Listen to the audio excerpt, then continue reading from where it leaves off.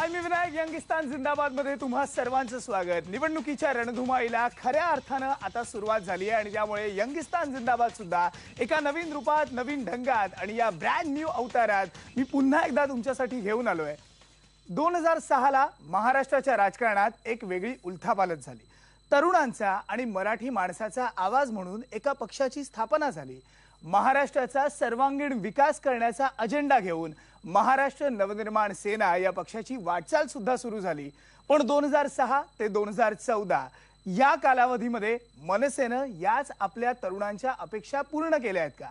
आत्ताच्या या निवडणुकीमध्ये मनसे समोर कोणती नेमकी आव्हानं आहेत आणि काय त्यांचा हा नेमका अजेंडा आहे, याचबद्दल आज आपण बोलणार आहोत. आज याच्यासाठी आपल्याबरोबर असतील मनसेचे एक डायनामिक नेते, मनसेचा मेंदू, मनसेचा ब्रेन.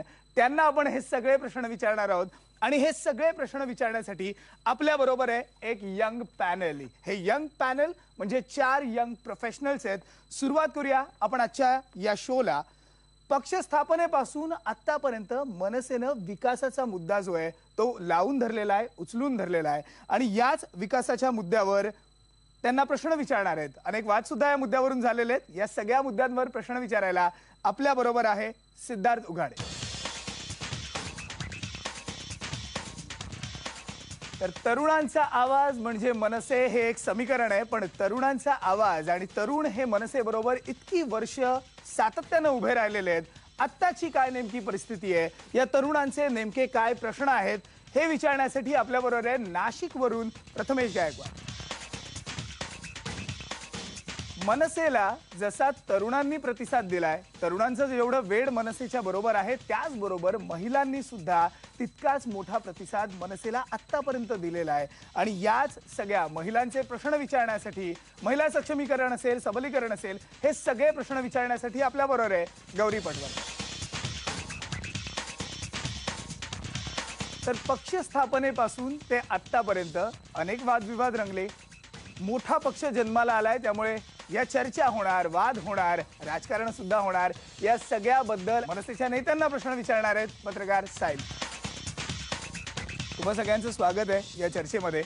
या सगळ्यांच्या प्रश्नांना उत्तर देणार आहेत, जसं मी म्हटलं, महाराष्ट्र नवनिर्माण सेनेचे एक डायनामिक आणि तरुण नेते आपल्या बरोबर आहेत. मी बरोबर म्हटलंय की मनसेचा आहे हे ब्रेन आहेत. सगळ्या गोष्टी ते ठरवतात आणि एक्झिक्यूट सुद्धा करून घेतात. आत्ता आपल्या बरोबर आहेत दादर माहीम मतदारसंघाचे आमदार नितीन सरदेसाई. नितीनजी, स्वागत आहे तुमचं यंगिस्तान जिंदाबाद मध्ये.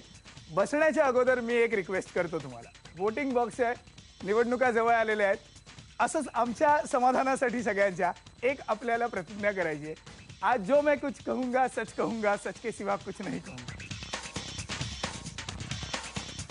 आजच कशाला, नेहमीच मी खरं बोलत असतो, त्यामुळे आजचा दिवस काही वेगळा नाहीये. जे काही सांगेन ते मनापासून सांगेन आणि खरं सांगेन. आणि त्याचं कारण असं आहे की ही जी तरुण मंडळी आहेत ना, ह्यांना आमच्या डोळ्यात थोडं तरी कुठे खोटेपणाची जाग दिसते, त्यांना पटकन कळते. इतकी पिढी शार्प आहे, त्यामुळे नक्कीच मी मनापासून आणि खरं बोलेन. अगदी धन्यवाद नितीनजी.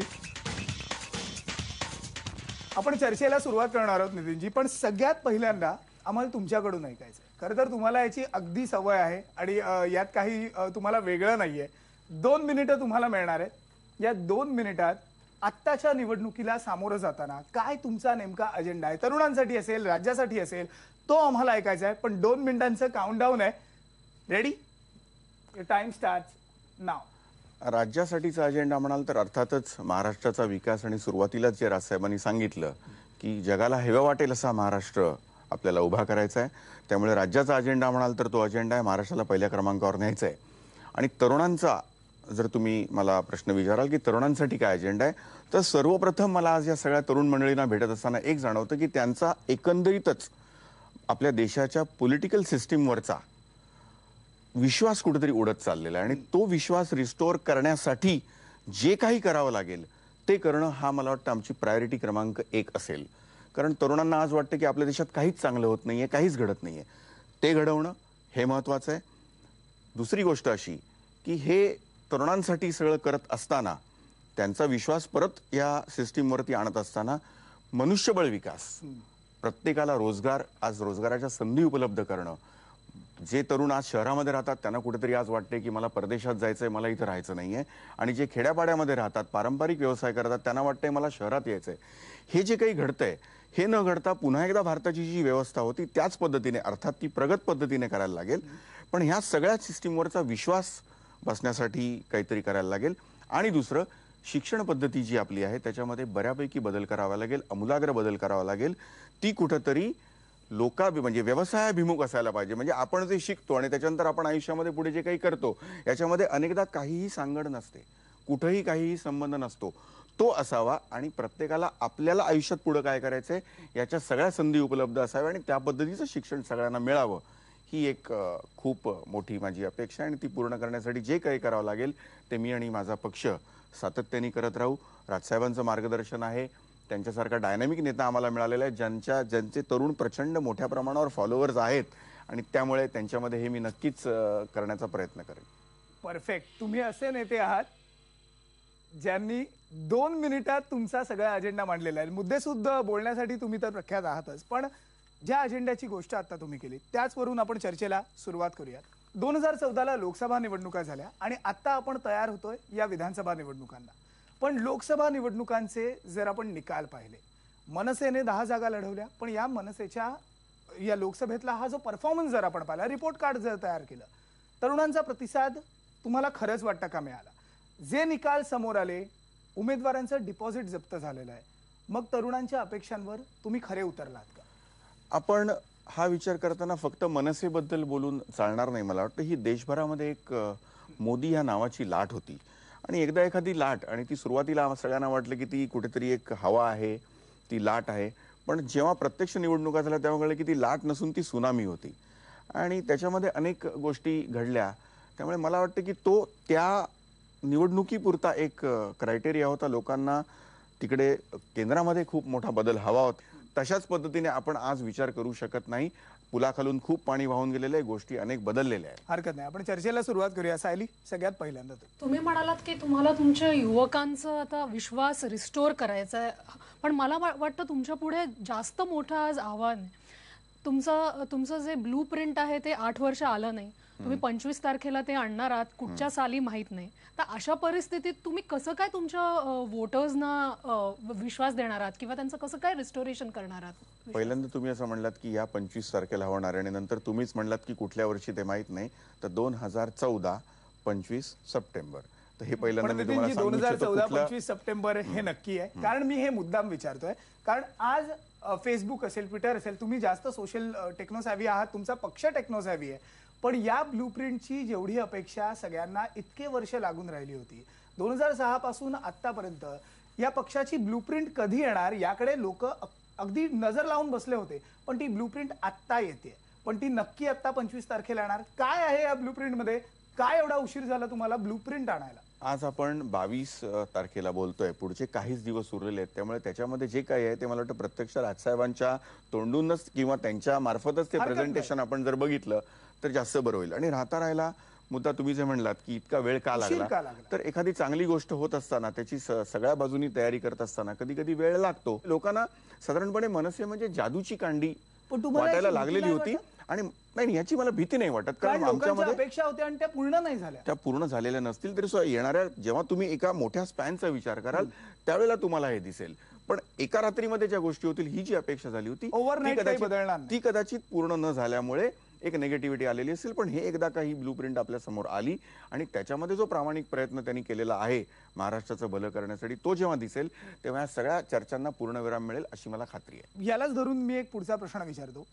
सध्या तरुणांमध्ये एक भावना निर्माण झालेली आहे आणि हा प्रश्न अनेक जण, मी तरुणांशी अनेक जणांशी संवाद साधतो त्यावेळेस मलाही लोकांनी हा प्रश्न विचारलाय की मनसे कन्फ्युज्ड आहे का?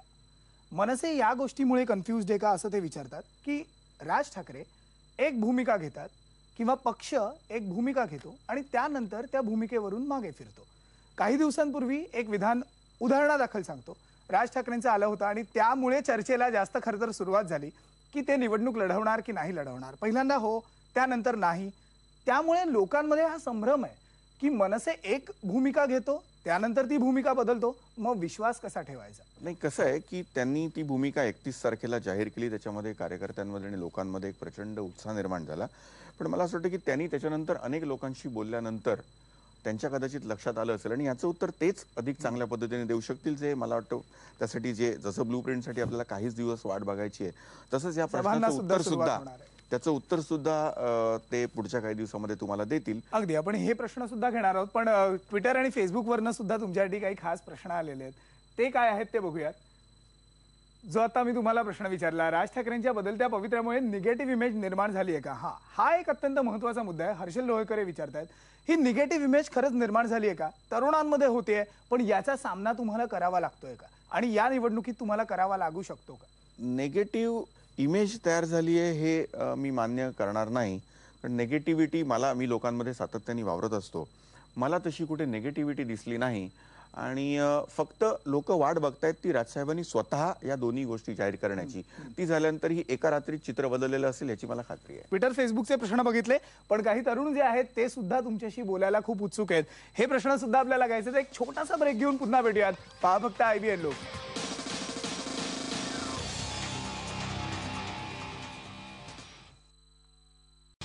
यंगिस्तान जिंदाबाद मध्ये तुम्हा सगळ्यांचं पुन्हा एकदा स्वागत. आज आपल्या बरोबर आहेत मनसेचे डायनॅमिक नेते नितीन सरदेसाई. सर, चर्चेला आपण डायरेक्ट सुरुवात करूया, वेळ नको घालवूया, वेळ कमी आहे आपल्याकडे. गौरी, मी नाशिकची आहे, बरं, त्याच्यामुळे त्या बॅकग्राऊंडवर सांगते किंवा हा प्रश्न सगळीकडेच आहे भारतात म्हणून सांगते. एक तरुण मुलगी जर का उद्या सेल्समनचा जॉब तिने घेतला की जिला सकाळी 8 वाजता घरातनं बाहेर पडायचं, संध्याकाळी 6 वाजता घरी यायचं, तर या मधल्या 8 तास 10 तास 12 तासासाठी तिच्यासाठी कुठल्याही शहरामध्ये सार्वजनिक स्वच्छतागृह नाहीत. 2009 साली ज्या लोकसभा निवडणुका झाल्या, पक्ष नवीन होता, फक्त पक्षाला स्थापन होऊन 3 वर्ष झाल्यानंतर आम्ही लोकसभा निवडणुकांना सामोरं गेलो. आम्ही फक्त 10 उमेदवार लढवले.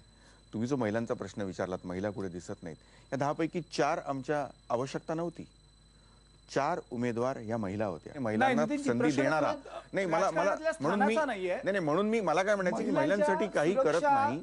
सुव्यवस्था, त्यांच्यासाठी लागणारी जे एक इन्फ्रास्ट्रक्चर आहे, आता ती जसं त्याने राईट टू पीचं उदाहरण दिलं, मुताऱ्या, महिलांसाठीच्या मुताऱ्या, हा प्रश्न मुंबईत सुद्धा आहे, हा प्रश्न नाशिकमध्ये सुद्धा आहे. तुम्ही जो आता विषय काढलात की राईट टू पी ह्याच्यावरती मध्यंतरीच्या काळामध्ये झालं, तर ह्या सगळ्या लोकांना मी भेटलो गेल्या काही दिवसांमध्ये आणि मी त्यांना असं सांगितलेलं आहे की ह्याची सुरुवात म्हणून माझ्या विधानसभा मतदारसंघामधल्या ज्या अशा पद्धतीची शौचालय आहेत, या ठिकाणी मी माझ्या पद्धतीने त्या लोकांशी बोलण्याचा प्रयत्न, आणि ते सगळं त्या इथून सुरुवात मी करणार आहे की तिथे फ्री असेल.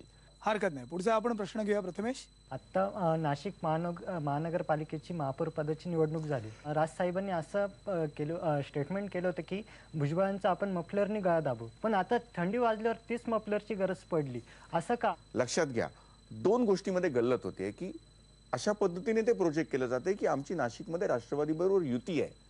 अत्यंत चुकीची गोष्ट. युती कशाला म्हणतात? जर आमची आणि भाजपची युती, तर आमचा महापौर होता आणि भाजपचा उपमहापौर होता. इथे असं अजिबात घडलेलं नाहीये. इथे महापौर आमचा आहे, उपमहापौर हा अपक्षांचा आहे. यांना राष्ट्रवादीने बाहेरून पाठिंबा दिलेला आहे. विरोधी पक्षनेता सुद्धा उद्या राष्ट्रवादीचा तिथे बसू शकतो. म्हणजे राष्ट्रवादी आणि आम्ही जसे शत्रू होतो तसे याच्या पुढेही शत्रू राहणार आहोत. ही चर्चा अशीच सुरू ठेवायची आहे. पहिल्यांदा जरा जे तरुण जे आहेत आपल्या बरोबर राज्यातनं एकत्र आलेले आहेत, त्यांचे प्रश्न घेऊयात. माझा हा प्रश्न आहे की मनसेने यापूर्वी मराठी भाषेसाठी खूप आंदोलनं केली आहेत, पण सध्या त्यांची हालचाल थांबवलेली आहे. त्याचं कारण काय? मराठीचा तुम्ही मुद्दा जो घेतलात, तर मराठीच्या मुद्द्यावरती सुरुवातीच्या काळामध्ये आंदोलनं अनेक झाली आणि बरेचदा आंदोलनं ज्या वेळेला घडली त्यावेळेला अनेक मराठी लोकांमधूनच मला, म्हणजे ही थोडीशी माझी तक्रार आहे असं म्हटलं तरी हरकत नाही, की आंदोलन केल्यानंतर त्याचा जो विषय असतो, तुमचा विषय बरोबर आहे पण तुमचा मार्ग चुकीचा आहे, पद्धत चुकीची आहे, की तुमचा त्याचं आंदोलन करण्याचा मार्ग चुकीचा आहे म्हणून म्हटलं जातं. आणि जर त्या पद्धतीने न करता निवेदनाची भाषा केली तर म्हणायचं की तुम्ही थंड झालात का, तुम्ही काहीच करत नाही. आता ह्याचा नक्की तिढा कसा सोडवायचा मला सांगा. मनसेने फार आंदोलनं केली आणि बऱ्याच प्रमाणात त्यांना यश देखील मिळालं, परंतु बेरोजगारी हा जो काय अतिशय हिट करणारा जो प्रश्न आहे आणि त्यासोबतच महागाई देखील खूप वाढलेली आहे. म्हणजे तुम्ही मगाशी म्हणालात की आम्ही प्रायोरिटी दिली प्रश्नांना, पण हे जे काही 2 प्रमुख प्रश्न आहेत अतिशय हिट करतात, त्यावरती असं फारसं आंदोलन झालेलं दिसत नाहीये. एक त्याला छोटासा मुद्दा जोडून घेतो. अजून एक फेसबुकवरनं प्रश्न आलेला होता. त्यात त्यांनी असं म्हटलेलं आहे की मनसेनं जी इतर आंदोलनं केली त्यांनी त्याच्यात एक उदाहरण दिलं होतं की आझाद मैदान सारखं आंदोलन, मोठ्या प्रमाणावर केलेलं आंदोलन किंवा टोलचा जो लढा होता, इतक्या मोठ्या प्रमाणावर लढा हा मनसेनं शेतकऱ्यांसाठी का केला नाहीये?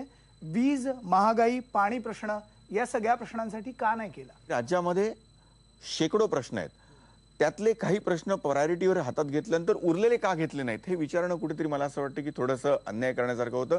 जे घेतलेत त्याच्याबद्दल आपण बोलले जास्ती बरं की 100 म्हणजे मी 100 पैकी 99 जर घेतले तर त्या 99ची दखल न घेता जर तुम्ही मला विचारलं की या एकावरती तुम्ही का नाही घेतलं तर याचं उत्तर देणं खरंच कठीण आहे. त्यामुळे या सगळ्या प्रश्नांवरती वेळोवेळी आवाज उठवलेला आहे.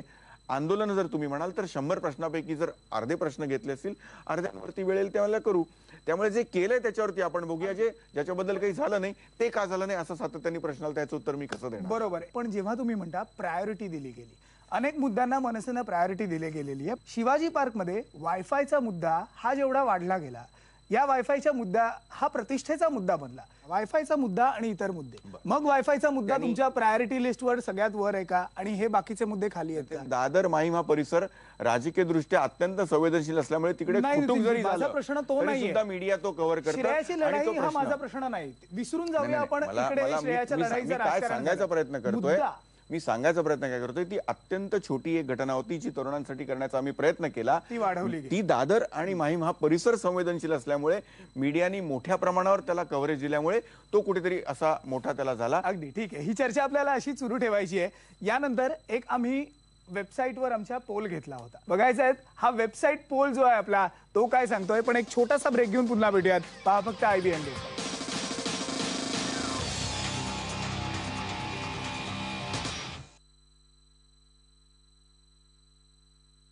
यंगिस्तान जिंदाबाद मध्ये तुम्हा सगळ्यांचं पुन्हा एकदा स्वागत. नितीनजी, काही प्रश्न अजून तरुण आपल्याला विचारतायत ते सुद्धा आपण घेऊयात. बघा ते काय म्हणतायत. मेरा सवाल ये है कि आए दिन न्यूज़पेपर में हम पढ़ते रहते हैं कि जो MLAs है या MPs है उनको जो फंड अलॉट होते हैं वो फुल्ली यूटिलाइज नहीं होते. तो मेरा सवाल आपसे ये है कि आपने कितना फंड अभी तक दादर के लिए 5 साल में यूटिलाइज किया है? पहिलं म्हणजे आमदार निधी अनेकांचा न वापरल्यामुळे परत जातो. तर मला सांगायला अतिशय आनंद आणि अभिमान वाटतो की आतापर्यंत जो काही आमदार निधी उपलब्ध झाला गेल्या 5 वर्षामध्ये तो 100% जर कुठे वापरला गेला असेल तर तो दादर आणि माहीम परिसरामध्ये वापरला गेलेला आहे. यानंतर आपण बघूया आपला हा वेबसाईट पोल आहे. अजून मलाही याचे रिझल्ट माहित नाहीयेत, त्याच्यामुळे काय म्हणतायत तरुण मुलं हे आपण बघूयात. प्रश्न विचारला होता, नितीन सरदेसाई यांच्या कामगिरीवर तुम्ही समाधानी आहात का? नितीनजी, आनंद वाटेल की वाईट वाटेल मला माहित नाही. 50% लोक म्हणतायत, 50% लोक म्हणतायत होय आम्ही समाधानी आहोत, 50% लोक म्हणतायत नाही आम्ही समाधानी आहोत. मी सकारात्मक विचार करणारा माणूस असल्यामुळे त्यातला 50% ग्लास नेहमी अर्धा भरलेला आहे असं हा, तुम्ही मी म्हणता. अर्धा ग्लास भरलेला आहे असं मी म्हणेन. आणि पुढच्या काही काळामध्ये तो जास्तीत जास्त हिरवा रंग, ती लाईन मोठी झालेली तुम्हाला पाहायला मिळेल. पण ही जी लाल लाईन आहे ही सुद्धा या हिरव्या बरोबरची आहे. मग हे तुमच्यासाठी त्रास नाही, डोकेदुखी नाही, ही चिंता नाही? अर्थातच ती हिरवी लाईन वाढवण्यासाठी जे काही करायचं ते पुढच्या काही काळामध्ये सातत्याने होताना दिसेल आणि पुढच्या वेळेला जेव्हा आपण भेटू तेव्हा ती हिरवी लाईन खूप मोठी झालेली असेल. अगदी धन्यवाद नितीनजी, तुम्ही आलात आणि मनमोकळी उत्तरं दिलीत. इतक्या मनमोकळी उत्तर दिलीत, त्याचबरोबर मुद्देसूद बोललात. म्हणजे तरुणांचं जे काही कन्फ्युजन होतं ते कदाचित सॉल्व्ह झालं असेल ही अपेक्षा आहे. पण थँक्यू व्हेरी मच आणि तुम्हा सगळ्यांच्या सुद्धा या चर्चेत सहभागी झाल्याबद्दल. पण यानंतर यंगिस्तान जिंदाबाद मध्ये आज इथेच थांबूयात. पहा फक्त IBN लोकमत.